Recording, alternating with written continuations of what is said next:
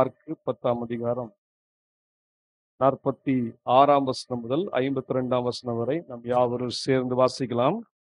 பின்பு அவர்கள் எரிகோவுக்கு வந்தார்கள். அவரும் அவருடைய சீஷர்களும் திரளான ஜனங்களும் எரிகோவை விட்டு புறப்படுகிற போது, திமேவியின் மகனாகிய பர்த்திமேயு என்கிற ஒரு குருடவன் வழி அருகே உட்கார்ந்து பிச்சை கேட்டுக் கொண்டிருந்தான். அவன் நசரனாகி இயேசு வருகிறார் என்று கேள்விப்பட்டு, இயேசுவே, தாவீதின் குமாரனே, எனக்கு இரங்கும் என்று கூப்பிடத் தொடங்கினான். அவன் பேசாதிருக்கும்படி அநேகர் அவனை அதட்டினார்கள்.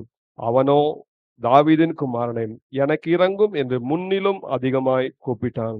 இயேசு நின்று அவனை அழைத்து வரச் சொன்னார்.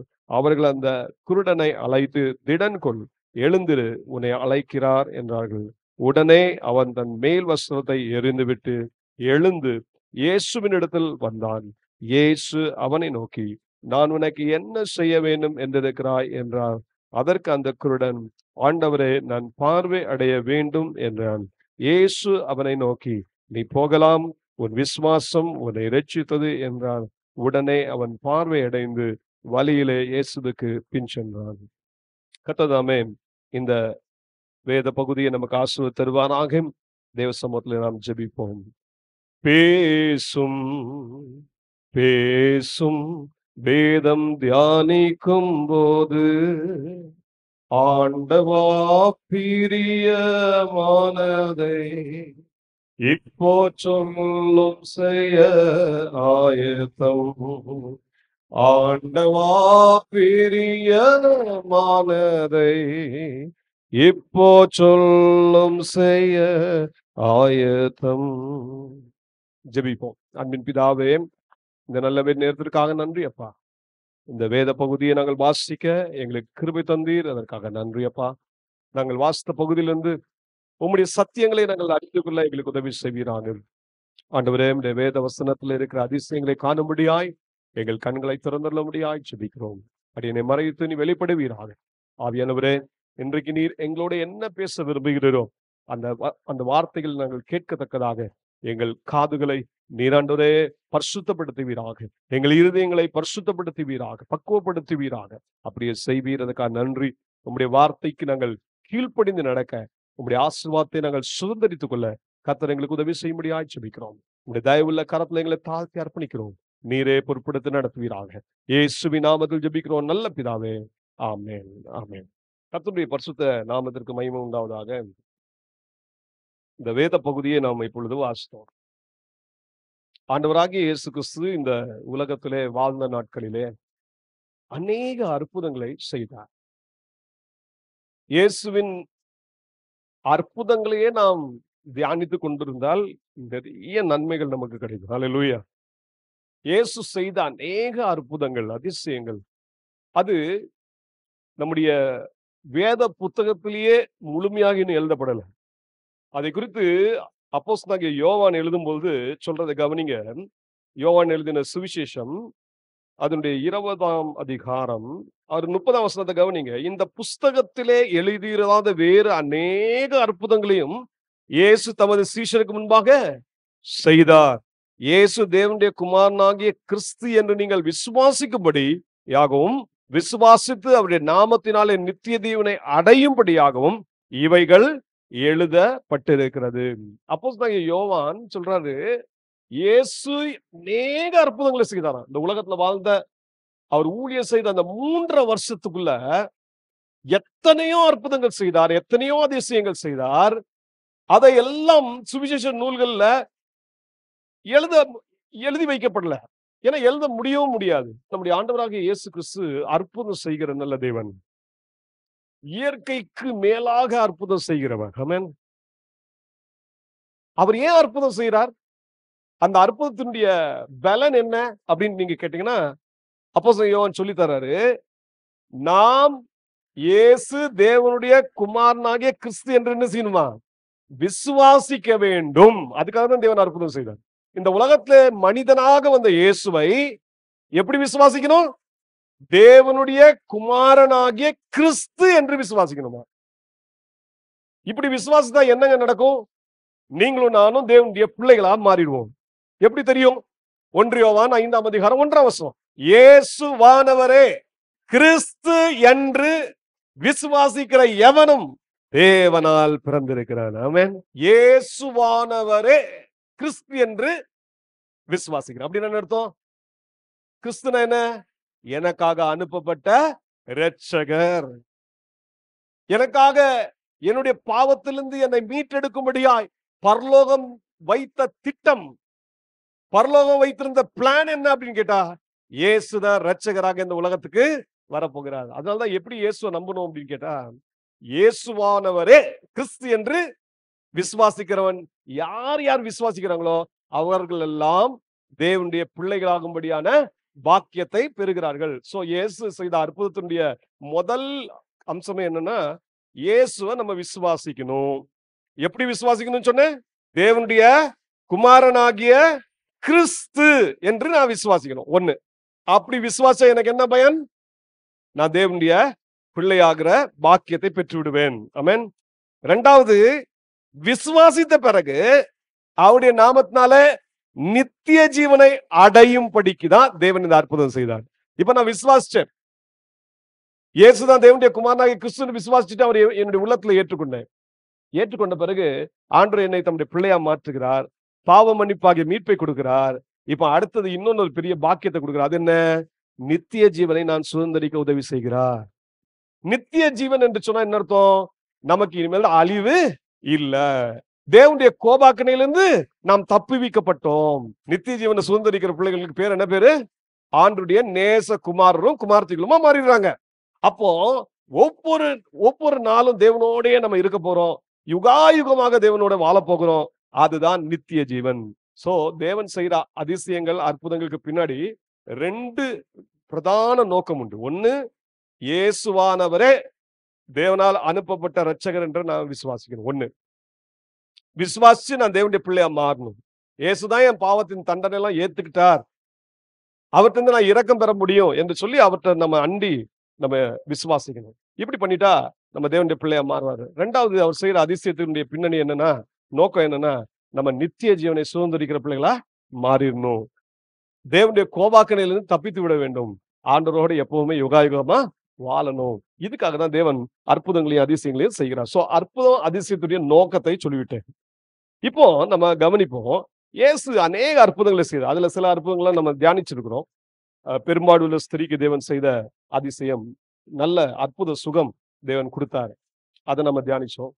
அதே போல கானா ஒரு கல்யாணத்துல தேவன் தண்ணீரை திராட்சரசமாய் மாற்றினார், அந்த அற்புதத்தையும் நம்ம தியானிச்சிருக்கிறோம். இன்னைக்கு இன்னொரு தேவன் செய்த அதிசயத்தை, தேவன் செய்த அற்புதத்தை நம்ம தியானிக்க இருக்கிறோம். இங்க நீங்க பாத்தீங்கன்னா, இஸ்ரவேல் தேசத்துல எரிகோ என்ற ஒரு பட்டணம் உண்டு. அந்த எரிகோ என்ற பட்டணத்துல இயேசு வந்தார். வந்த பிறகு திருப்பி என்ன ஆயிட்டாரு? அங்கிருந்து புறப்பட்டு செல்றாரு. புறப்பட்டு செல்லும்போது அங்க ஒரு சம்பவம் நடக்குது. அந்த சம்பவத்தை தான் இங்கே மார்க்கும் எழுதி வைத்திருக்கிறார், மத்தேயும் எழுதி வைத்திருக்கிறார், லூக்காவும் இதுதான் எழுதி வைத்திருக்கிறார்கள். மார்க் அதனுடைய 10ஆம் அதிகாரத்துல நீங்கள் இந்த 46ல இருந்து 52ஆம் வசனத்துல வாசிக்கிற இந்த பகுதி, இதே சம்பவத்தை நீங்க மத்தேயு அதனுடைய 20ஆம் அதிகாரம் 29ஆம் வசனம் முதல் 34ஆம் வசனம் வரைக்கும் வாசிப்பீர்கள். அதே போல லூக்காவும் இதை குறித்து எழுதுகிறார். லூக்கா எழுதும்போது 18ஆம் அதிகாரம், லூக்கா 18ஆம் அதிகாரம் அதனுடைய 35ஆம் வசனம் முதல் 43ஆம் வசனம் வரைக்கும் இந்த சம்பவத்தை நீங்க வாசிக்கிறீங்க. இப்ப இந்த சம்பவம் என்ன அப்படின்னு பார்த்தா, பர்த்திமேயு என்ற ஒரு குருடன் பார்வை அடைகிறான். இதுதான் சம்பவம். ஆண்டவர் அந்த குருடனை சுகப்படுத்தினார். இயேசு இந்த உலகத்துல வாழ்ந்த நாட்களிலே அவர் அநேக குருடர்களுக்கு பார்வை கொடுத்தார். லூக்கா அதனுடைய 7ஆம் அதிகாரம் 21ஆம் வசனத்தை வாசித்தீங்கன்னா, இயேசு அநேக மக்களை சுஸ்தமாக்கினார், பிசாசின் பிடியில் உள்ளவர்களை தேவன் விடுதலை ஆக்கினார். அதுல இன்னும் பிரதானமான காரியம் என்ன செய்தார்னா, குருடர்களுக்கு பார்வை கொடுத்தார். இதுதான் லூக்கா எழுதும்போது சொல்றாரு, இயேசு குருடர்களுக்கு பார்வை கொடுத்தார். அப்போ ஆண்டவரால் அநேக குருடர்கள் பார்வை அடைந்து இருக்கிறார்கள். அப்ப பார்வை நம்முடைய வாழ்க்கையில மிக முக்கியமான ஒன்று. இயேசு சொன்னார், கண் நம்முடைய சரீரத்தின் விளக்கு. விளக்கு. அப்போ இந்த கண் மட்டும் நல்ல பார்வையோடு இருந்தா அது நம்முடைய வாழ்க்கையில சந்தோஷத்தையும் மகிழ்ச்சியையும், நம்முடைய வாழ்க்கையில தேவனுடைய ஆசீர்வாதத்தை கொண்டு வரும். ஆனா கண் இருளா போச்சுன்னா என்ன இல்ல, நம்முடைய வாழ்க்கையில ஒரு ஒரு ஒரு சந்தோஷம் இல்ல, ஒரு நிம்மதி இல்ல. ஆண்டவராகிய இயேசு கிறிஸ்து சரீர பிரகாரமான ஒரு குருட்டாட்டத்தை மாத்திரம் நீக்கினார் என்றால் அது அல்ல. இந்த சம்பவத்தை நீங்கள் வாசிக்கும்போது இங்கே பர்த்திமேயு என்ற ஒரு குருடன் இருந்தான். இவன் பிறவி குருடன். வசனத்தை வாசிப்போம். திமேயுவின் மகனாகிய பர்த்திமேயு என்கிற ஒரு குருடன் வழி அருகே உட்கார்ந்து பிச்சை கேட்டு கொண்டிருந்தான். இவன் எப்படிப்பட்ட குருடன் அப்படின்னு கேட்டா, பிறவி குருடன். சரீரத்துல பிறக்கும் போதே ஒரு அங்கவீனமாக பிறக்கிறான். அவனுக்கு பார்வை இல்லை. மத்தேயு எழுதும்போது சொல்வார், இரு குருடர்கள் இருந்தாங்கன்னு சொல்லுவாங்க. மத்தேயு 20ஆம் அதிகாரத்தை வாசிங்கன்னா 2 குருடர்கள் எங்க இருந்தாங்களா? அங்க இருந்தாங்க. 2 குருடர்களுக்குமே சுகம் கிடைச்சது. பார்வை அடைந்தார்கள். ஆனா மார்க் எழுதும்போது ரொம்ப ஸ்பெசிபிக்கா பேரை சொல்றார். பர்த்திமேயு.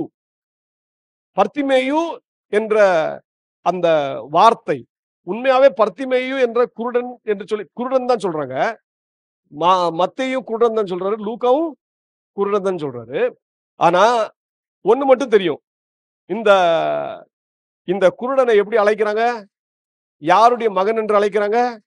திமேயுவின் மகன் என்று அழைக்கிறாங்க. அதனாலதான் அவருக்கு பேர் பர்த்திமேயு.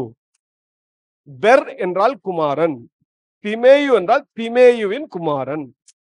இதுதான் அர்த்தம். அப்போ இந்த குருடனுடைய உண்மையான பெயர் நமக்கும் தெரியாது. இவர் யாருடைய குமாரன் மட்டும்தான் தெரியும்?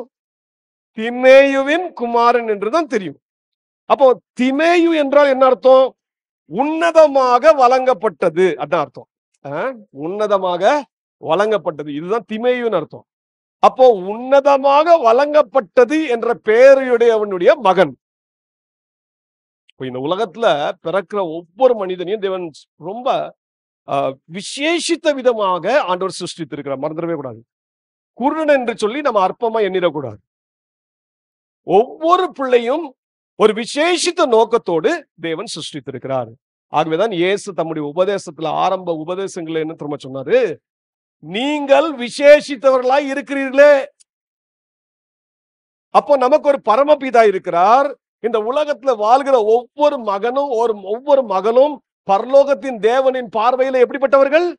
விசேஷித்தவர்கள். மத்தேயு 6ஆம் அதிகாரத்தை வாசித்து பாருங்க. நாம் யாவரும் விசேஷித்தவர்கள்.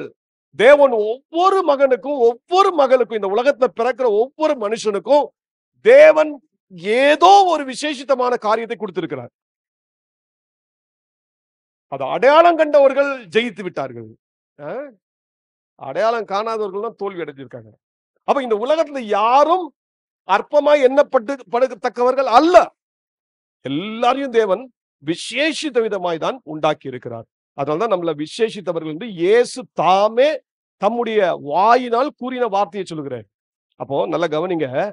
இந்த பர்த்திமேயு என்ற ஒரு மகன் ஒரு பிறவி குருடனா இருக்கிறான். குருடன் மட்டும் இல்லைங்க, இவர் என்ன செஞ்சிட்டு இருக்காரு? இவருடைய வேலை என்னவா இருக்கு? பிச்சை எடுக்கிற வேலை. நல்ல கவனிங்க. பிச்சை எடுக்கிற காரியம். அங்க பிறவி குருடன் 2 ஒரு குறையோடு காணப்படுகிறார். ஆனா இவருடைய பேர் எப்படி தெரியுமா? உன்னதமாக வழங்கப்பட்டதின் குமாரன்.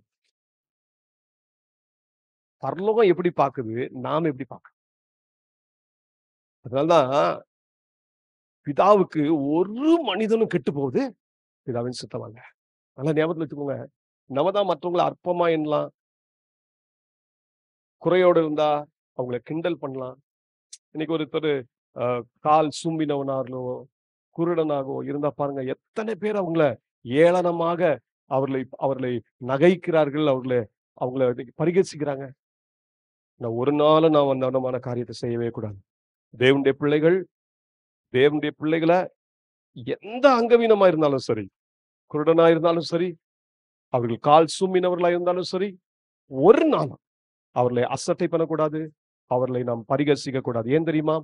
அவர்கள் தேவனுடைய சாயலில் சிருஷ்டிக்கப்பட்டவர்கள் என்பதை நாம் மறந்து விடக்கூடாது. இது வேதம் நமக்கு கற்றுக் கொடுக்கிற சத்தியம். அப்போ முதல் காரியத்தை கவனிங்க. இந்த குருடன் பிறவி குருடனா இருக்கிறான். இந்த மனிதன் ஒரு பிச்சை எடுக்கிற ஒரு வேலை செய்து கொண்டிருக்கிறான். பிச்சை எடுக்கிறவங்களை நம்ம எப்படி பார்ப்போம்? மேன்மையா பார்ப்போமா? இல்ல. அப்போ இந்த மனிதனை ஒட்டுமொத்தமா பார்த்தா ஒரு சாபத்தீடான ஒரு மனிதன் என்று சொல்லலாம். இப்படிப்பட்ட மனிதன் சாபத்தீடான ஒரு மனிதன். இந்த பர்த்திமேயு எல்லாராலும் இகழப்பட்டவன், பரிகசிக்கப்பட்டவன். பிச்சை கொடுக்கும்போது கூட எப்படி கொடுத்திருப்பாங்கன்னு தெரியாது. சில பேர் பரிதாபப்பட்டு கொடுத்திருப்பாங்க. சில பேர் ஏளனம் செய்து கொடுத்திருப்பாங்க. அப்போ இந்த பர்த்திமேயுடைய நிலைமை எப்படி இருக்குன்னு கேட்டீங்கன்னா, ஒரு சாபத்தீடான நிலையில இருக்கிற ஒரு மகனா இருக்கிறான். ஒரு மனிதனுடைய வாழ்க்கையில பாவம் வாசம் செஞ்சா, அந்த பாவத்தின் விளைவு என்ன தெரியுமா? சாபம். எப்பொழுதுமே ஞாபகத்துல வைத்துக் கொள்ளுங்கள்.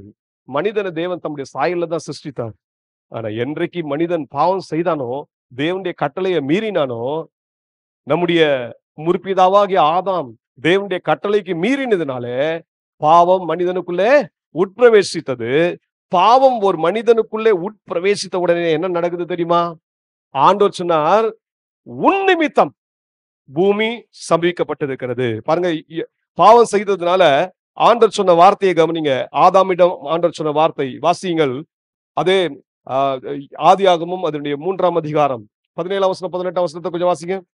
பின்பு அவர் ஆதாமை நோக்கி, ஏன் ஆதாமை நோக்கி? ஆதாம் ஆண்டவர் சொன்ன கட்டளைய மீறிட்டான், கீழ்ப்படியாம போனதுனால இப்போ ஆண்டவர் ஆதாமை பார்த்து சொல்றார். ஆதாமை நோக்கி, நீ உன் மனைவியின் வார்த்தைக்கு செவி கொடுத்து புசிக்க வேண்டாம் என்று நான் உனக்கு விலக்கின விருட்சத்தின் கனியை புசித்தபடியினாலே பூமி உன் நிமித்தம் சபிக்கப்பட்டிருக்கும். நீ உயிரோடு இருக்கும் நாளெல்லாம் வருத்தத்தோடே அதன் பலனை புசிப்பாய். அது உனக்கு முள்ளும் குறுக்கும் முளைப்பிக்கும் வெளியின் பயிர் வகைகளை புசிப்பாய். நல்லா கவனிங்க. எப்படி உருவாக்கப்பட்டான்? உண்மையான மனமகிழ்ச்சியின் தோட்டம் என்று அழைக்கப்பட்டார். ஏதேன் தோட்டத்தில் வைக்கப்பட்டான். ஆண்டவர் அவனுக்கு கொடுத்த வேலை என்ன? ஆதாமுக்கு நல்ல மரங்களை எல்லாம் நீங்க நல்ல ட்ரெஸ் பண்ணுங்க, அலங்கரிங்கன்னு சொன்ன வேலைதான். இந்த அலங்கரிக்கிற வேலையை கொடுத்த அந்த பழங்கள்ல சாப்பிட்டுக்கோன்னு சொன்னார். ஆனா ஆண்டவர் கட்டளையை மீறினதுனால ஆதாமுக்கு என்ன வந்துச்சு? ஆதாம் சாபத்தின் பிள்ளையா மாறினார். பாவம் உள்ள பிரவேசிச்சா சாபம் வந்துடும். சாபத்தின் விளைவு என்ன தெரியுமா? நாம் வசிக்கிற இடம் சபிக்கப்படும். அப்போ நம்முடைய பலன் என்னவா இருக்கும்? அதுவும் சாபத்தின் பலனா இருக்கும். அதுவும் வருத்தத்தை தான் கொடுக்கும். முள்ளும் குறுக்கையும் என்ன செய்யுமா? அது பண்ணும். இன்னொரு காரியத்தை சொல்றேன். இந்த சாபத்தினுடைய விளைவு என்ன நடக்கும் தெரியுமா? காயினும் பாருங்க, ஆதாமுடைய மகனாகிய காயின் தன்னுடைய சகோதரனாகிய ஆபேலை கொன்று விட்டான். கொன்று விட்டதுனால என்ன நடந்துச்சுன்னு கேட்டீங்கன்னா, ஆண்டவர் அவனை சபித்தார். ஆதியாகமம் 4ஆம் அதிகாரம் 11ஆம் வசனம் 12ஆம் வசனம். இப்பொழுது உன் சகோதரனுடைய இரத்தத்தை உன் கையிலே வாங்கிக் கொள்ள தன் வாயை திறந்த இந்த பூமியில் நீ சபிக்கப்பட்டிருப்பாய். நீ நிலத்தை பயிரிடுகும் பொழுது அது தன் பலனை இனி உனக்கு கொடாது. நீ நிலையற்ற அலைகிறவனாய் இருப்பாய். ஆதாமுக்கு சொன்னாரு, உன் மூலமாக பூமி சபிக்கப்பட்டிருக்கும். அப்போ முள்ளும் குறுக்கும் தான் விளையும். நீ வருத்தத்தோடு எல்லாத்தையும் சாப்பிடுவ அப்படின்னு சொன்னாரு. இப்போ இவன் பாவம் செய்து இன்னும் அதிகமா போச்சு. பாவத்தின் வீரியம் அதிகரிக்குது. இப்போ காயினை பார்த்து ஆண்டவர் சொன்னாரு, நீ ஒரு சொந்த சகோதரனையே நீ கொன்று விட்டாயே, எரிச்சல் அடைந்து நீ கொன்று விட்டாயே.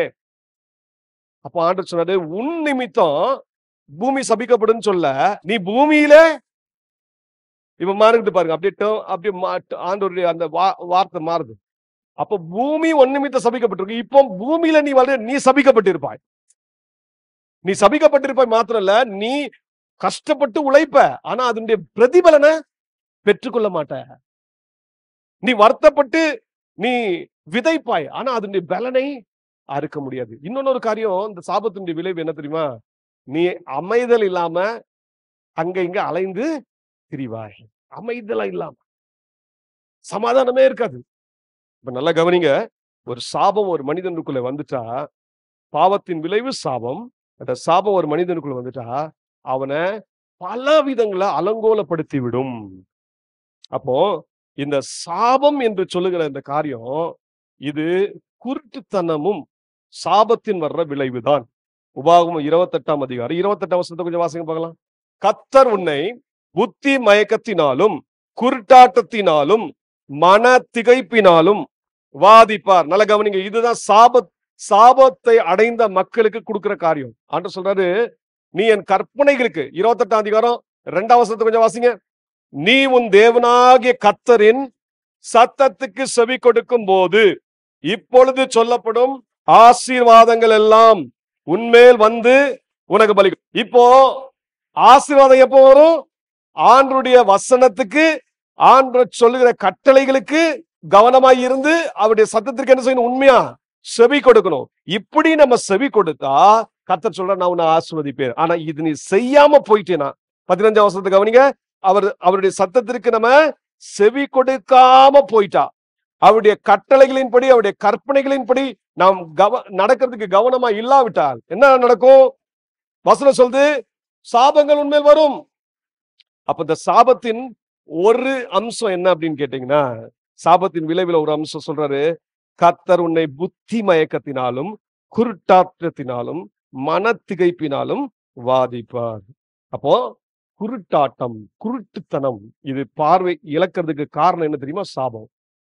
அப்போ பார்வை இழக்கிறதுக்கு காரணம் சாபம். அப்போ இந்த சகேயு பார்வை இழந்ததற்கான காரணமும் சாபத்தினால் வந்த விளைவுகள். பிரமாணம் சொல்லுது, யார் கர்த்தருடைய வசனத்துக்கு ஒழுங்கா செவி கொடுக்கலையோ, யார் கற்பனைகளுக்கு கீழ்ப்படிலையோ, அவர்கள் மேல் நான் குருட்டாட்டத்தை நான் வரவிப்பேன் என்று ஆண்டவர் சொல்றார். அந்த காரியம் சகேயுடைய வாழ்க்கையில நடைபெற்றது. சரி, போகட்டும். இது பிரமாணத்தின்படி சொல்லப்படலாம். ஆனால் ஆண்டவர் பாருங்க, மீண்டும் மீண்டும் இந்த பர்த்தின் மேல எவ்வளவு அன்பு கூறுகிறார். நம்முடைய ஆண்டவராகிய இயேசு கிறிஸ்து இந்த குருட்டாட்டத்திற்கான காரணங்களை சொல்லுகிறவர் மாத்திரமல்ல, ரீசன்ஸ் சொல்றது மட்டும் இல்ல, இதுக்குள்ள நிவாரணமும் அவர்தான். அவர் காரணம் சொல்லிட்டார். மனுஷன் சாபத்துக்காக பிறந்தவன் அல்ல, ஆசீர்வாதத்தை சுதந்திரித்துக் கொள்வதற்காகவே பிறந்தவன்.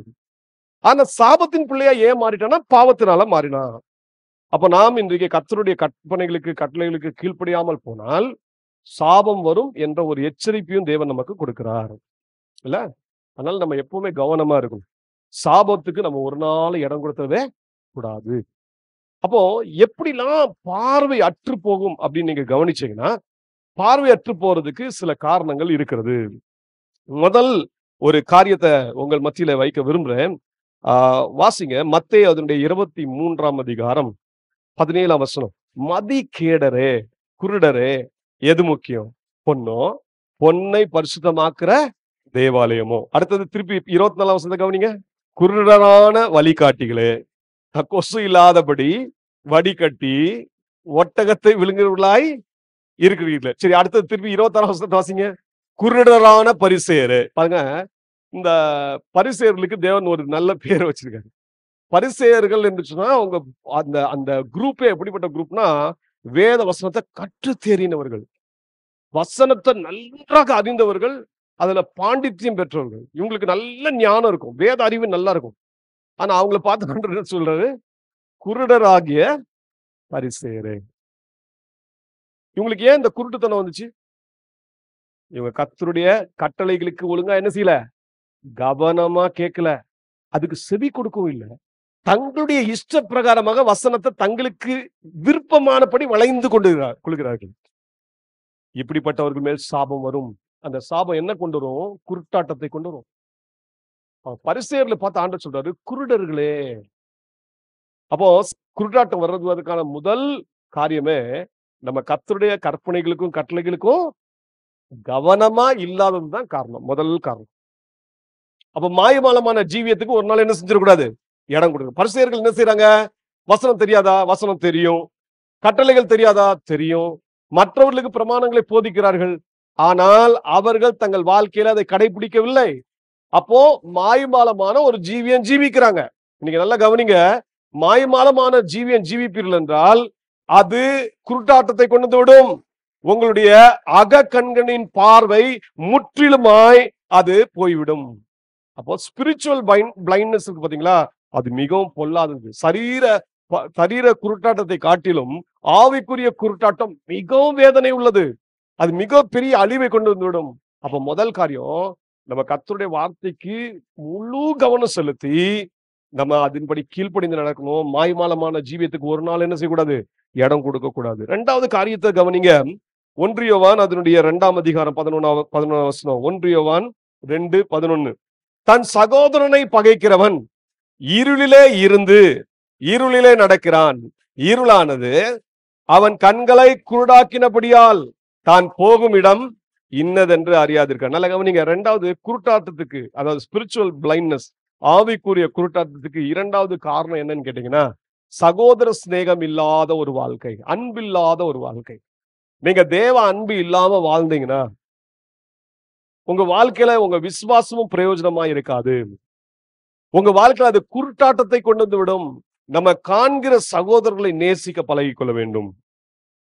இந்த பூலோகத்துல நம்ம பாரபட்சம் இல்லாம எல்லாரையும் ஒரே மாதிரி நேசிக்கிற பழக்கம் நமக்கு வேண்டும். இது கொஞ்சம் கடினமான காரியம் தான். ஆனா தேவ ஒத்தாசையை நீங்கள் பெறுவீர்கள் என்றால் நிச்சயமாக இது உங்களால் செய்ய முடியும். ஏன்னா நம்முடைய ஆண்டவர் பிரதானமாய் கூறின கட்டளையே அன்பின் கட்டளை தான், வேற எதுவும் சொல்ல. முதலாவது உன் தேவனாகிய கர்த்தரிடத்தில் உன் முழு இதயத்தோடும் முழு ஆத்மாவோடும் முழு பலத்தோடும் முழு மனதோடும் அவரிடத்தில் அன்பு கூறுவாயாக என்று சொல்லி, இரண்டாவது பிரதான கட்டளை எதை கொடுத்தாரு? நீ உன்னிடத்தில் அன்பு கூறுகிறது போல பிறனிடத்திலும் அன்பு கூறுவாயாக. இதை யாக்கோபு, அப்போஸ்தலனாகிய யாக்கோபு சொல்லும்போது என்ன சொல்றாரு? பிறனிடத்தில் அன்பு கூறுகிற இந்த பிரமாணம் ராஜரீக பிரமாணம் என்று சொல்கிறார். எவ்வளவு பெரிய காரியம் கவனிங்க. இது ராஜரீக பிரமாணமா? யாக்கோபு அதனுடைய 2ஆம் அதிகாரம் 8ஆம் வசனத்தை கவனிங்க. உன்னிடத்தில் நீ அன்பு கூறுவது போல பிறனிடத்திலும் அன்பு கூறுவாயாக என்று வேத வாக்கியம் சொல்லுகிற ராஜரீக பிரமாணத்தை நீங்கள் நிறைவேற்றினால் நன்மை செய்வீர்கள். அப்ப உங்களுக்கே நன்மை செய்வீங்க. நிறைவேற்றாட்டா சொல்லுங்க, என்ன நிறைவேற்றாட்டா? தீமை செய்வீங்க. அப்ப என்ன தீமை உங்களுக்கு ஒண்ணு வரும்? ஒரு ஆவிக்குரிய குருட்டாட்டம். நல்லா கவனிங்க. உங்க கண் குருடாகிறோம். தேவனை பார்க்க வேண்டிய கண் தேவனை பார்க்காது. தேவனை பார்க்க வேண்டிய விதத்துல பார்க்காது. அப்ப தேவனை பார்க்க வேண்டிய விதத்துல பார்க்காதுன்னா தேவனை ஆராதிக்க வேண்டிய விதத்துல நம்ம ஆராதிக்க முடியாது. தேவனுக்கு பிரியமான பிள்ளைகளா ஜீவிக்க முடியாது. இரண்டாவது காரணம், ஒரு ஆவிக்குரிய குருட்டாட்டத்துக்கு காரணம் என்னன்னு கேட்டீங்கன்னா, அது தேவ அன்பில்லாத ஒரு வாழ்க்கை, சகோதர அன்பில்லாத ஒரு வாழ்க்கை. அப்படி இருக்கக்கூடாது. நம்ம தேவ அன்பினாலே நிரப்பப்பட்டவர்களா இருக்கணும். என்றைக்கு ஒரு மனிதன் ரட்சிக்கப்படுறானோ, ரட்சிக்கப்பட்ட உடனே பரிசுத்த ஆவியானவர் அவனுடைய இருதயத்துக்குள்ள என்ன ஊற்றுகிறார்? தேவ அன்பை ஊற்றுகிறார். அப்ப நம்ம விசுவாசம் எதனால் வேலை செய்யணும்? தேவ அன்பினால வேலை செய்யணும். தேவ அன்பினால் கிரியை செய்யாத விசுவாசம் வீணானது, அது பிரயோஜனமற்றது. அப்போ தேவ அன்பினால் கிரியை செய்கிற விசுவாசம் நமக்கு தேவை. அப்போ தேவ அன்பினால் ஒரு மனிதன் ஏவப்பட்டு காரியத்தை செய்ய ஆரம்பிச்சுட்டா அவன் நல்ல பார்வையுடையவனா இருப்பான். குருட்டாட்டம் வரவே வராது. இரண்டாவது முக்கியமான காரியம். மூணாவது காரியத்தை சொல்றேன், கவனிங்க. யோவான் 12ஆம் அதிகாரம் 40ஆம் வசனம். அவர்கள் கண்களினால் காணாமலும் இருதயத்தினால் உணராமலும் குணப்படாமலும் இருக்கும்படி நான் அவர்களை ஆரோக்கியமாக்காமல் இருக்கும்படிக்கும் அவருடைய கண்களை அவர் குருடாக்கி அவர் இருதயத்தை கடினமாக்கினார் என்றான். எசாயா அவருடைய மகிமையை கண்டு அவரை குறித்து பேசுகிற போது இவைகளை சொன்னான். ஏன் ஏசாயா இப்படி சொன்னார்னு இயேசு சொல்றாரு? இது யாரை குறித்து சொல்லப்படுகிறது பாருங்க. 42ஆம் வசனத்தை கவனிங்க. ஆகிலும் அதிகாரிகளும் அநேகர் அவரிடத்தில் விசுவாசம் வைத்தார்கள். அப்படி இருந்தும் ஜெபாலயத்துக்கு புறம்பாக்கப்படாதபடி பரிசேயர் நிமித்தம் அதை அறிக்கை பண்ணாதிருந்தார்கள். அவர்கள் தேவனால் வருகிற மகிமையிலும் மனுஷரால் வருகிற மகிமையை அதிகமாய் விரும்பினார்கள். எப்போ நமக்கு ஆவிக்குரிய குருட்டாட்டம் வரும் தெரியுமா? நம்ம தேவனால் வருகிற மகிமையை தேடாம மனுஷனால் வருகிற மகிமையை என்றைக்கு நாடுவோமோ அப்ப என்ன வந்துரும்? ஆவிக்குரிய குருட்டாட்டம் வந்துரும். கண் இருந்தும் காண மாட்டோம். இயேசு சொல்றாரு, ஆண்டவர் அநேக அதிகாரிகள் விசுவாசிச்சாங்களாம். இயேசுதான் உண்மையான தேவன், இயேசுதான் இரட்சகர், அவர்தான் கிறிஸ்து அப்படின்னு விசுவாசிச்சாங்க. ஆனா என்ன செய்யலையா? அந்த விசுவாசத்தை அறிக்கை செய்யல. எதுக்காக அறிக்கை செய்யல? இப்படி நம்ம செஞ்சா நம்மள ஜெபாலயத்துல என்ன செஞ்சிருவாங்க? புறம்பே தள்ளுவாங்க. அந்த நாட்கள் இருந்த மத குருக்களுக்கு பயந்தாங்க. அவங்க கிட்ட இருந்து நல்ல பேர் வாங்கணும்னு நினைச்சாங்க. அவங்களுடைய மகிமையை பெறணும்னு விரும்பினாங்க. ஆண்டவர் சொன்னாரு, இப்படி பெறுகிறவனுக்கு என்ன வரும்? குருட்டாட்டம் தான் வரும். கண் இருந்தாலும் அவன் என்ன செய்ய காண மாட்டான். தேவனுடைய சத்தியத்தை புரிந்து கொள்ளவே மாட்டான். அப்போ மூணாவது முக்கியமான காரணம் என்ன அப்படின்னு கேட்டாங்கன்னா, தேவனால் வருகிற மகிமையை தேடாமல் மனிதனால் வருகிற மகிமையை நாடும் பொழுது நமக்கு ஆவிக்குரிய குருட்டாட்டம் வரும். நான்காவது காரியத்தை உங்கள் மத்தியில வைக்கிறேன். மிக முக்கியமான ஒரு காரியம். வாசிங்க. உபாகமும் 16ஆம் அதிகாரம் 19ஆம் வசனம். நியாயத்தை புரட்டாதிருப்பாயாக, முகதாட்சிணியம் பண்ணாமலும் பரிதானம் வாங்காமலும் இருப்பாயாக. பரிதானம் ஞானிகளின் கண்களை குருடாக்கி நீதிமான்களின் நியாயங்களை தாறுமாறாக்கும். நல்ல கவனிங்க. பொருளாசை, பண ஆசை ஒரு மனிதனை குருடனாக மாற்றிவிடும். பண ஆசை எல்லா தீமைக்கும் வேறாயிருக்கிறது. அதை சிலர் இச்சித்து விசுவாசத்திற்கு வலுவி அநேக வேதனைகளாலே தங்களை உருவ குத்தி கொண்டிருக்கிறார்கள். இதுதான் நடக்கும்.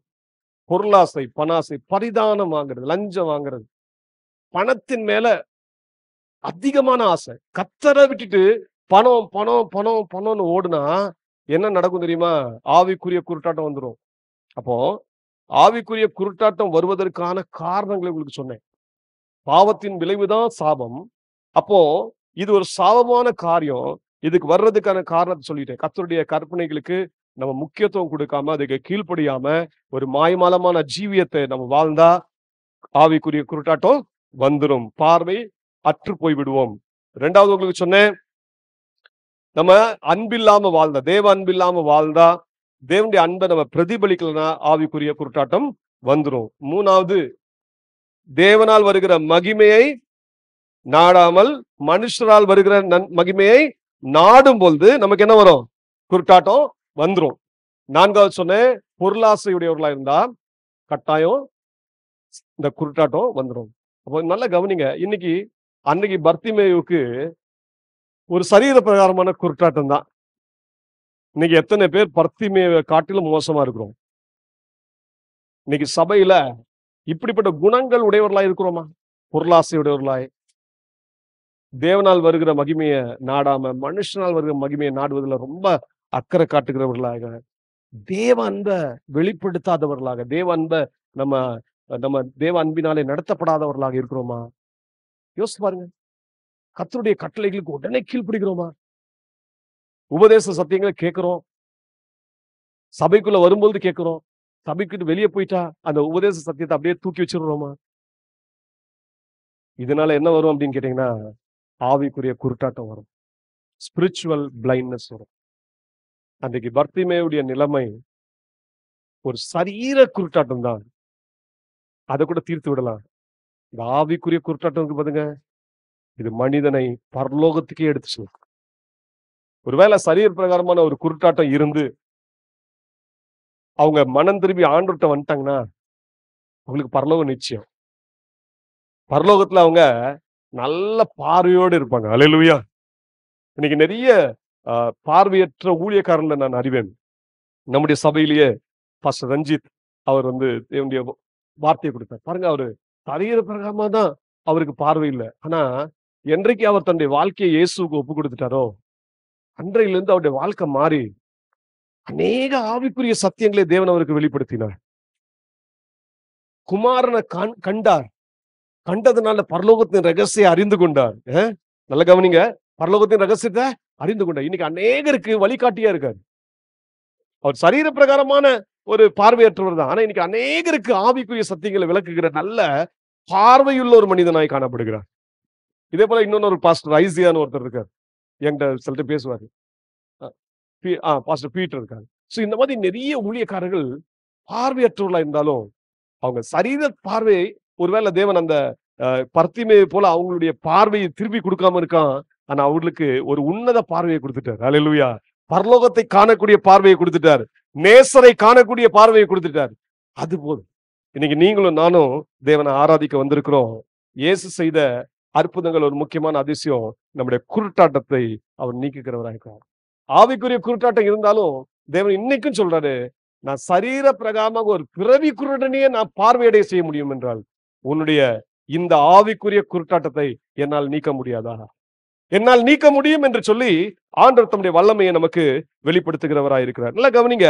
இந்த பர்த்திமேயு எந்த இடத்துல இருக்கிறார் அப்படின்னு கேட்டா, எரிகோ என்ற பட்டணத்துல அந்த வாசல் பக்கத்துல இருக்கிறார். எரிகோ என்றாலே சாபத்தீடான ஒரு பட்டணம் என்றுதான் அர்த்தம். ஆமென்.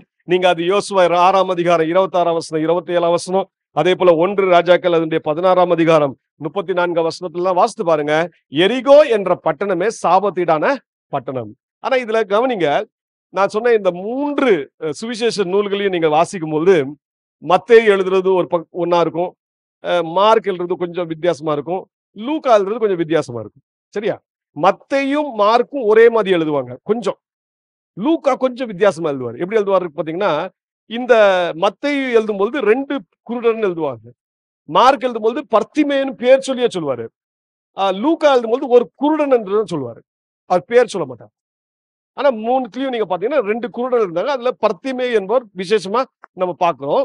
2 பேருக்குமே பார்வை கிடைத்தது. ஆனா இவங்க எந்த இடத்துல இருந்தாங்க? எரிகோ என்ற பட்டணத்தின் வாசல்ல இருந்தாங்க. இப்ப இதுல கவனிக்கும்போது இயேசு வந்து எரிகோ அந்த பட்டணத்தின் வாசல், அந்த வசனத்துக்கு வச்சு பாருங்க, எரிகோவிலிருந்து புறப்பட்டு போகையில்னு மத்தேயு எழுதுவாரு. இவன் மார்க்ல என்ன வாசித்தோம்? எரிகோ விட்டு புறப்படுகிற போது. லூக்கால இப்ப வாசிங்க, எரிகோவுக்கு சமீபமாய் வந்தபோது. என்ன வித்தியாசமா இருக்கு? இவர் எரிகோவுக்கு சமீபமா வரான்னு லூக்கா எழுதுறாரு. இப்ப இவங்க 2 பேரும் எழுதும்போது இப்படி புறப்பட்டு போறாங்கன்னு சொல்றாரு. எதுதான் கரெக்ட்? குழப்பம் வந்துச்சா இல்லையா? குழப்பமே அடைய வேண்டாம். லூக்கா வந்து ஒரு சரித்திராளர், அது ஹிஸ்டோரியன். நல்ல ஞாபகத்துல வச்சுக்கோங்க. லூக்கா மட்டும் இஸ் எ ஹிஸ்டோரியன். ரொம்ப நேர்த்தியாக எழுதுகிறவர். அப்ப அவர் தப்பு செய்வாரா? தப்பு செய்ய முடியாது. அவன் மத்தேயும் மார்க்கும் தப்பு செஞ்சுட்டாங்களா? அவங்களும் தப்பு செய்யல. 2 பேருமே தப்பு செய்யல. அப்ப என்னதான் அர்த்தம்? இந்த எரிகோ பட்டணம் இருக்கு பாத்தீங்களா? அங்க 2 பட்டணம் இருக்கு எரிகோ. ஒரு எரிகோ பட்டணத்துக்கு பேரு பழைய எரிகோ பட்டணம். அதான் நம்ம சாபத்தீடான பட்டணம்னு சொன்னேன் பாத்தீங்களா? அது பழைய எரிகோ பட்டணம். இன்னொன்னு பட்டணம் இருந்ததுன்னா அது புதிய எரிகோ பட்டணம். இந்த புதிய எரிகோ பட்டணமும் பழைய எரிகோ பட்டணம் பக்கத்துல பக்கத்துல இருக்கு. கொஞ்சம் தூரத்துல தான் இருக்கு. இத புதிய எரிகோ பட்டணத்தை கட்டினவர் ஏரோது என்ற மன்னன் தான் கட்டியிருக்காரு. அதனாலதான் லூக்கா அதை குறிப்பிடுறாரு. அங்கிருந்து புறப்பட்டு வரும் பொழுது இப்படி பேசுறார். சரி, எப்படியா இருக்கட்டும், நமக்கு அது பற்றி கவலை இல்ல. சோ இது நமக்கு தெரிந்து கொள்ள வேண்டிய ஒரு காரியம். ஏன்னா வாசிக்கும் போது இவர் இப்படி சொல்றாரே, அவர் அப்படி சொல்றாருன்னு நினைச்சிட வேண்டாம். எரிகோ பட்டணம் 2ம் பக்கத்து பக்கத்துல தான் இருக்கு. ஒண்ணுல இருந்து புறப்பட்டு போறார், மற்றது வந்து வருகிற மாதிரி காட்டுறாரு. அவ்வளவுதான். ஒரு பெரிய ஒரு இதுல, அதனால நீங்க அதுல கன்ஃபியூஷன்ல இடம் இல்ல, சந்தேகத்துக்கே இடம் இல்ல. இதுலயும் தேவன் நமக்கு ஒரு காரியத்தை நமக்கு வெளிப்படுத்தி காட்டுகிறார். சோ இதுக்கு நல்லா கவனிங்க. லூக்கா எழுதுறது ரொம்ப அற்புதமா இருக்கும். ஆனா இப்ப மார்க்ல நம்ம வாசித்தோம். இந்த மார்க்ல வாசிக்கும் போது இந்த பர்த்திமேயு என்ற குருடன் பார்வை அடைந்தான் என்று பார்த்தோம். இப்ப நான் பார்வை இழந்து போறதுக்கான காரணங்களை சொன்னேன்.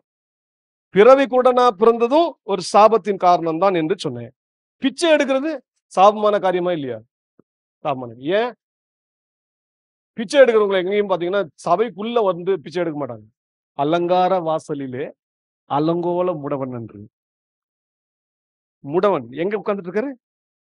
அலங்கார வாசலுக்கு பக்கத்துல. ஏன்னா அந்த வழியா தான் உள்ள போவாங்க. எல்லாருக்கும் ஒரு வாசல் இருக்கு. அந்த வாசல் வழியா போவாங்க. அப்போ பிச்சை எடுக்கிறவங்க கூட எங்க தான் இருந்தாங்க? இன்னும் கொஞ்சம் தள்ளி இருக்காங்க. இவங்க பாத்தீங்கன்னா எரிகோ கோட்டைக்கு அந்த மதில் பக்கத்துல இருக்காங்க. அங்க இருந்து அந்த வாசல் அருகே அவங்க உட்கார்ந்து பிச்சை எடுத்துட்டு இருக்காங்க. அப்ப பிச்சை எடுக்கிற குணம் என்னன்னா, அதுவும் தேவனுடைய ஆசீர்வாதம் கிடையாது. நீதிமான் அப்பத்துக்காக அலைந்து திரிந்ததை நான் பார்த்தது இல்லை. அவனுடைய பிள்ளைகள் அப்பத்துக்காக கஷ்டப்பட்டதை நான் பார்க்கல அப்படின்னு யார் சொல்றா? தாவீது சொல்றாரு. தாவீது சொல்றாரு. அப்ப நல்லா கவனிங்க. ஒரு தேவ மனிதன், நீதிமான் என்னைக்குமே அப்பத்துக்காக என்ன செய்ய மாட்டான்? அலைந்து திரிய மாட்டான். ஏன் தெரியுமா? சிங்கக்குட்டிகள் பட்டினியா இருக்கும். கர்த்தரை தேடுகிறவர்களுக்கோ ஒரு நன்மையும் குறைபடாது. அப்போ பிச்சை கேட்கிற குணம் இருந்துச்சுன்னா அதுக்கு என்ன அர்த்தம்? அந்த மனிதனை குறித்து நீங்க எல்லாம் சொல்லலாம். அந்த மனிதன் தேவனை தேடவில்லை என்று சொல்லலாம். இல்லையா? இன்னைக்கு அநேகர் இந்த சத்தியத்தை தெரியாம தான் பிச்சை கேட்கிற மாதிரி செய்யறாங்க. அதனாலதான் அநேக நேரங்கள்ல ஆண்டவருடைய நாமம் தூஷிக்கப்படுது. ஒரு நாளும் பிச்சை எடுக்கிற காரியம் அது கர்த்தருடைய ஆசீர்வாதத்தின் அங்கம் அல்ல. பாருங்க, இந்த பர்த்திமேயு பிச்சை எடுத்துட்டு இருந்தான். எவ்வளவு மோசமான நிலைமை வரும் பார்த்தீங்களா? அந்த நாட்கள்ல பாத்தீங்கன்னா அந்த பிச்சை எடுக்கிறவங்களுக்கு ஒரு Dress இருக்கு. பிச்சை எடுக்கிறவங்களுக்கு Dress இருக்கு. அந்த Dress உடுத்தி இருப்பாங்க. அதுதான் பர்த்திமேயு உடுத்தி இருந்தார். சரி, இப்போ நம்ம கவனிப்போம். இந்த பர்த்திமேயு பார்வை அடைந்ததின் ரகசியம் என்ன? எப்படிதான் பார்வை அடைந்தார்? ஆண்டவர் ஏன் எத்தனையோ குருடர்கள் இருந்தாங்களே, அவங்களெல்லாம் தேவன் பார்வையடைய வைக்கல. ஏன் பர்த்திமேயு மாத்திரம் அந்த மற்ற பர்த்திமேயோடு இருந்த அவனுடைய நண்பரை ஏன் ஆண்டவர் பார்வையடைய செய்தார் அப்படின்னு கேட்டீங்கன்னா, அதுல சில ரகசியத்தை மட்டும் சுருக்கமா சொல்லிடுறேன். கவனிங்க. முதல் காரியத்தை கவனிங்க. இந்த பர்த்திமேயு எப்படிப்பட்ட ஒரு மனிதன் என்று கவனித்தீங்கன்னா, இவன் பிச்சை எடுத்துட்டு இருந்தான். எதுக்காக பிச்சை எடுத்துட்டு இருந்தான்? தன்னுடைய வாழ்வாதாரத்துக்காக. தன்னுடைய ஒரு வயிற்று சாப்பாட்டுக்காக. ஒரு ஜான் வயிறு சாப்பாடுக்காக. ஏன்னா ஒவ்வொரு நாளும் சாப்பிடணும். வேற வழி கிடையாது. குருடு வேற. யார் வேலை குடுப்பா? வேலை குடுக்க மாட்டாங்க. அப்போ அவருக்கு பிச்சை எடுக்கிற வேலை விட்டா வேற தெரியல. அதான் செஞ்சுட்டு இருந்தாரு. அப்ப செஞ்சுட்டு இருக்கிற மனுஷனுக்கு ஒரு அறிவு வருது பாருங்க. ஃபர்ஸ்ட் கவனிங்க. 47 வசனம். அவன் நசரேயனாகிய இயேசு வருகிறார் என்று கேள்விப்பட்டு கேள்விப்பட்டு. நல்லா கவனிங்க. பிச்சை எடுக்கிற ஒரு குருடனுக்கு, பர்த்திமேயுக்கு பார்வை எப்படி கிடைத்தது? அதுல முதல் ரகசியத்தை கவனிங்க. தனக்கு கிடைத்த நேரத்தை பயன்படுத்திக் கொண்டான். ஃபர்ஸ்ட். வாய்ப்புகள் வெயிட் பண்ணாது. உங்களுக்காக காத்துக் கொண்டிருக்காது. வாய்ப்புகளை நீங்க கிராப் பண்ணிக்கணும். நீங்க எடுத்துக்கொள்ளணும். இயேசு வருகிறார் என்ற ஒரு செய்தி யாருக்கு வருது? பர்த்திமேயுக்கு வருது. பர்த்திமேயு மாத்திரம் நிர்விசாரமா இருந்து, ஏனோ தானோ என்று இருந்து, அவர் வருவார், வந்து தொட்டா சுகம் கிடைச்சா ரைட், இல்லைன்னா போட்டும் அப்படின்னு விட்டு இருந்திருந்தான்னா அவருக்கு பார்வை கிடைச்சிருக்கும். கிடைக்காது. முதல் அற்புதம் பெறணும்னா முதல்ல உங்களுக்குள்ள ஒரு தீவிர வாஞ்சை வரணுங்க. எனக்கு அற்புதம் வேணும், நான் இந்த நிலைமையில இருக்கிறேன், என்ன மாற்றம் வரணும் அப்படின்னு நீங்க விரும்பணும், நான் விரும்பணும். விரும்பாத வரைக்கும் தேவனால் ஒன்றும் செய்ய முடியாது. இப்போ இவனுக்குள்ள இந்த வாஞ்சை முன்னாடியே இருக்கு. என்ன இருக்குன்னா, நான் எப்படியாவது பார்வையடையணும், எப்படியாவது பார்வையடையணும். இவன் மட்டும் இல்ல, இவன் இன்னொன்னு நண்பரையும் சேகரிச்சு வச்சிருக்கான். இவன் ஃபர்ஸ்ட் ஆத்மாதாயம் பண்ணிட்டான் பாருங்க. எவ்வளவு நல்ல மனுஷன் பாருங்க. தன்னோட இருந்த இன்னொன்னு குருடனையும் எந்திரமா சொல்லியிருக்கான், டேய் நம்ம இப்படியே பிச்சை எடுத்துட்டே நம்ம காலத்தை ஓட்டக்கூடாதுடா, நம்ம எப்படியாவது பார்வை அடையணும், மற்றவர்கள் எப்படி பார்க்கிறார்களோ அப்படி நாமும் பார்க்கணும், நாமும் மற்றவர்களை போல ஒரு நல்ல சாதாரணமான வாழ்க்கை வாழணும் இப்படின்னு எண்ணம் இவனுக்குள்ள இருந்ததுனால பர்த்திமேயு என்ன செஞ்சான்? தான் நண்பருக்கும் சொல்லி கொடுத்தான். அதனால இரு குருடர்கள், அதுல 2 பேருக்கும் அவனுக்கும் சுகம் கிடைச்சிருச்சு. பர்த்திமேயுடைய அப்பா சொல்லி கொடுத்திருப்பார், டேய் என் மகனே, உன்னதமாக வழங்கப்பட்டவன் பார், நீ வா, தேவன் உனக்கு பரலோகத்துல இருந்து நீலாம் தேவனுடைய விசேஷித்த பிள்ளை அப்படின்னு சொல்லியிருப்பாரு. சொல்லி கொடுத்துட்டே இருந்திருப்பாரு. இவனுக்குள்ள வாஞ்சை இருக்கு, எப்படியாவது பார்வையடையணும், எப்படியாவது பார்வையடையணும். அந்த வாஞ்சை ஒரு நாள் டக்குன்னு அடிக்குது. டைம், நேரம் வந்துருச்சு.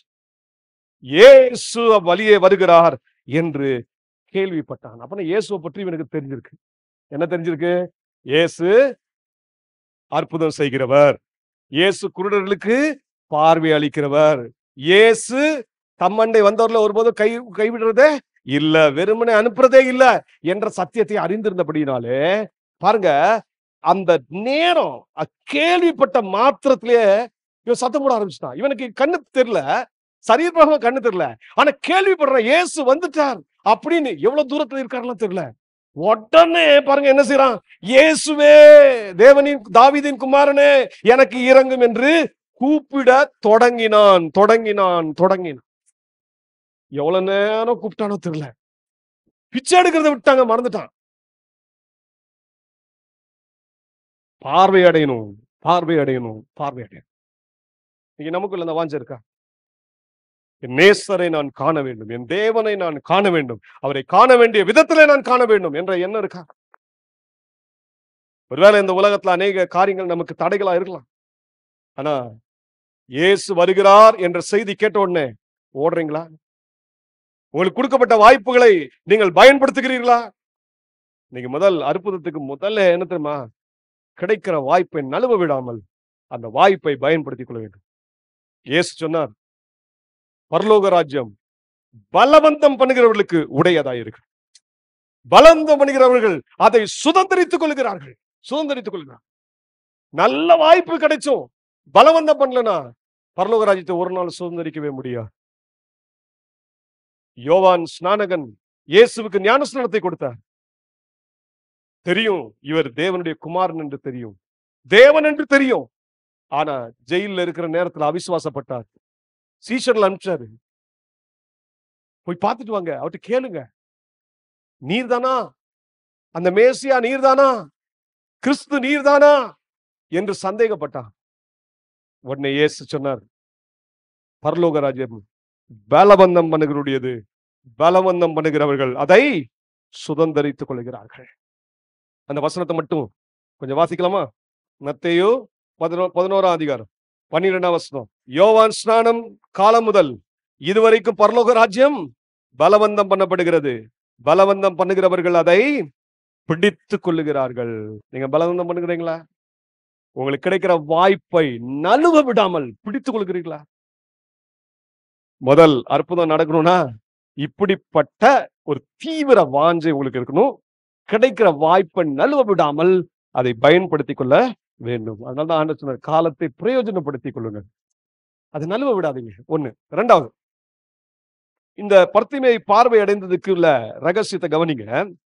இப்படி அவர் சத்தமிட்டு கூப்பிடுறார், தாவீதின் குமாரனே இயேசுவே எங்களுக்கு இறங்கும், எங்களுக்கு இறங்கும், எங்களுக்கு இறங்கும். உதவியை நாடுகிறார், வாய்ப்பை பயன்படுத்திட்டு உதவியை நாடுறாரு. இப்படி பண்ண உடனே எல்லாம் சரியா நடந்துருமா? நடக்காது. என்ன நடந்துச்சு கவனிங்க. அவன் பேசாதிருக்கும்படி அநேகர் அவனை அதட்டினார்கள். அவனோ, தாவீதின் குமாரனே எனக்கு இறங்கும் என்று முன்னிலும் அதிகமாய் கூப்பிட்டான். இரண்டாவது பாருங்க, தடைகள் வந்தாலும் நான் ஆண்டவர் மேல் வைத்திருக்கிற விசுவாசத்தை விட மாட்டேன். நீங்க சில நேரங்கள இந்த மாதிரி நல்ல காரியத்தை செய்ய ஆரம்பிக்கும் போது, பார்வை அடையணும்னு நினைக்கும் போதுதான் பிசாசுக்கு பிடிக்காத காரியமா தான். நம்ம குருடனா இருக்கணும்னு அவன் விரும்புறான். அதனால என்ன செய்வான்? தடைகளை கொண்டு வருவான். உங்க வாழ்க்கையில வர்ற தடைகள் உங்களுடைய முற்றுப்புள்ளி அல்ல. உங்க வாழ்க்கையில் வர்ற தடைகள், அதை நீங்கள் எதிர்கொண்டு ஆண்டவருடைய பலத்தினாலே மேற்கொண்டீங்கன்னா அது உங்களுக்கு ஒரு பெருத்த ஆசீர்வாதத்தை கொண்டு வந்து விடும் என்பதை நீங்கள் மறந்து விடவே கூடாது. நல்லா கவனிங்க. தடைகள் வந்துச்சு, அவனை தடுக்கிறாங்க. ஏய் பேசாம இருப்பா, பேசாம இருப்பா. உடனே இன்னும் அதிகமா சத்தம் கூப்பிட ஆரம்பிச்சிட்டான், இன்னும் சத்தமிட்டான். இப்படிப்பட்ட சூழ்நிலைகள் வரும்போது கர்த்தரை இன்னும் மகிமைப்படுத்துங்க, கர்த்தரை இன்னும் கூப்பிடுங்க, உங்க ஜெபத்தை இன்க்ரீஸ் பண்ணுங்க. எது வரைக்கும் நீங்க ஜெபிக்கணும் அப்படின்னு கேட்டா, நம்ம கடந்த நாட்கள்ல ஒரு சங்கீதத்தை வாசித்தோம். என்ன சங்கீதம் அது? சங்கீதம் 123. இந்த சங்கீதத்தை நல்லா பர்த்திமேயுக்கு தெரியும். ஏன்னா ஆலயத்துல இத பாடி ஆண்டவரை ஆராதிப்பாங்க. அதுல சங்கீதக்காரர் சொல்றதுக்கு நீங்க, பரலோகத்தில் வாசமாய் இருக்கிறவரே உம்மிடத்திற்கு என் கண்களை ஏறெடுக்கிறேன். இதோ வேலைக்காரரின் கண்கள் தங்கள் எஜமான்களின் கையை நோக்கி இருக்குமா போலவும், வேலைக்காரியின் கண்கள் தன் எஜமாட்டியின் கையை நோக்கி இருக்குமா போலவும், எங்கள் தேவனாகிய கர்த்தர் எங்களுக்கு இரக்கம் செய்யும் வரைக்கும் எங்கள் கண்கள் அவரை நோக்கி இருக்கிறது. பாத்தீங்களா? எங்களுக்கு இரக்கம் செய்யும் வரைக்கும் எங்க கண்கள் யார் மேல நோக்கமா இருக்கு? கர்த்தர் மேல நோக்கமா இருக்கிறது. இன்னைக்கு இப்படி நீங்க ஜெபிக்கிறீங்களா? அவருடைய வாழ்க்கையில பாருங்க, விடாப்படி முயற்சி. கிடைத்த வாய்ப்பை நழுவ விடாமல் அதை பிடித்து கொண்டார். இரண்டாவது, விடாப்படி முயற்சி. தொடர்ச்சியா ஜெபம் பண்ற, தொடர்ச்சியா ஜெபம். எது வரைக்கும்? இரக்கம் பெறுவது வரைக்கும் ஜெபிக்கிறார். இது இரண்டாவது அவருடைய ஆசீர்வாதத்துக்கு கிடைத்த காரணங்கள், ரகசியங்கள். இது இரண்டாவது மிக முக்கியம். மூன்றாவது கவனிங்க, இயேசு நின்று விட்டார். இப்படி நீங்க கூப்பிட ஆரம்பிச்சிட்டீங்கன்னா, இரக்கமுள்ள பிதா, அவருக்கு பேர் என்ன பிதா? இரக்கமுள்ள பிதா. நின்று விடுவார். எவ்வளவுதான் வேலை இருந்தாலும் அதெல்லாம் விட்டுருவார். நின்று விட்டார். பாருங்க, அந்த இடத்துல மனிதனா இருக்கிறாருங்க, மனிதனா இருக்கிற இயேசு நின்னுட்டார். அவர் சுற்றிலும் ஜனங்க இருக்காங்க, சீஷர்கள் இருக்காங்க, நின்னுட்டாரு. இப்ப சொல்றாரு, அந்த குருடன் அழைச்சிட்டு வான்னு சொல்றாங்க. உடனே பர்த்திமேயு அழைக்க போறாங்க. சீஷர்கள் போய் என்ன செஞ்சாங்க? எப்பா திடன்கொள், எழுந்திரு, நீ சத்தம் போடுற, ரொம்ப கூச்சலிடுற, திடன்கொள், பயப்படாத, வா. ஆண்டு இயேசு உன்னை கூப்பிட்டார். சீஷர்கள் கூப்பிட்டு போறாங்க. அநேக நேரங்களில் நம்ம இப்படி செஞ்சுட்டு இருப்போம். கர்த்தர் நம்முடைய ஊழியக்காரர் மூலம் என்ன செய்வாரு? திடப்படுத்துவார். நம்ம சோர்ந்து போயிருப்போம், ஜெபிச்சுட்டே இருப்போம், விடையே கிடைக்க மாட்டேங்குது, ஒரு பதிலே கிடைக்க மாட்டேங்குன்னு நினைப்பீங்க. ஆண்டவர் ஊழியக்காரர் மூலமா பேசுவார். தேவன் தம்முடைய தாசர்களை அனுப்பி உங்களை திடப்படுத்துவார். திடப்படுத்தின உடனே வந்துட்டார் பாருங்க. உடனே வந்த உடனே என்ன செஞ்சார்? மூணாவது ஒரு பெரிய ரகசியத்தை சொல்றேன். உடனே இப்போ பர்த்திமேயு வந்துட்டார். 50 வசனத்துக்கு கவனிங்க. உடனே அவன் தன் மேல் வஸ்திரத்தை எரிந்து விட்டு எழுந்து இயேசுவினிடத்தில் வந்தான். இயேசுவினிடத்தில் வரும்பொழுது பர்த்திமேயு ஒரு ஆயத்தத்தோட வரான். நல்லா கவனிங்க. முதல்ல சொன்னேன், கிடைக்கப்பட்ட நல்ல வாய்ப்பை அவன் இழக்க தயாராக, அவன் அதை பிடித்து கொண்டான். ரெண்டாவது சொன்னேன், விடாமுயற்சி. யார் எதிர்ப்பு வந்தாலும் நான் விட மாட்டேன், எனக்கு இயேசுவிடத்தில் இரக்கம் வந்தே ஆகும். இரக்கம் பெறுவதற்காக அவன் கண்கள் தேவனை மாத்திரம் நோக்குது. தடை செய்தவர்கள் எல்லாம் நோக்கல, ஆண்டவர் மாத்திரம் நோக்கு. சரி, மூன்றாவது சொன்னேன். இப்போ இயேசு அவனை கூப்பிட்டுட்டார். கூப்பிட்ட உடனே என்ன செய்யறான் பாருங்க, சும்மா அப்படியே வந்து நிக்கல, ஆயத்தத்தோடு வரான். தேவன் உங்களுடைய ஆயத்தத்தை பார்ப்பார். உங்க வாழ்க்கையில அற்புதம் நடக்கணும்னா ஆயத்தம் தேவைங்க. ஆயத்தம் இல்லாமலாம் தேவன் அற்புதம் செய்ய மாட்டார். இவன் என்ன செஞ்ச, என்ன ஆயத்தம் கவனிங்க. தன் மேல் வஸ்திரத்தை எரிந்து விட்டு, முதல் அவன் செய்ய வேண்டிய காரியத்தை செஞ்சான். எனக்கு ஆசீர்வாதத்திற்கு, தேவனை சந்திப்பதற்கு தடையா இருக்கிற காரியம் இந்த மேல் வஸ்திரம். இத ஃபர்ஸ்ட் தூக்கி எறி. இது என் பிச்சைக்காரனுக்கு ஏற்ற அடையாளம், இது என் சாபத்திற்கான அடையாளம். இது இந்த மேல் வஸ்திரத்தை நான் நீக்கி போடுகிறேன். இன்னைக்கு நாம எல்லாம் பாவத்தினால், அக்கிரமத்தினால் மரித்து போயிருக்கோம், குருடரா இருக்கும்.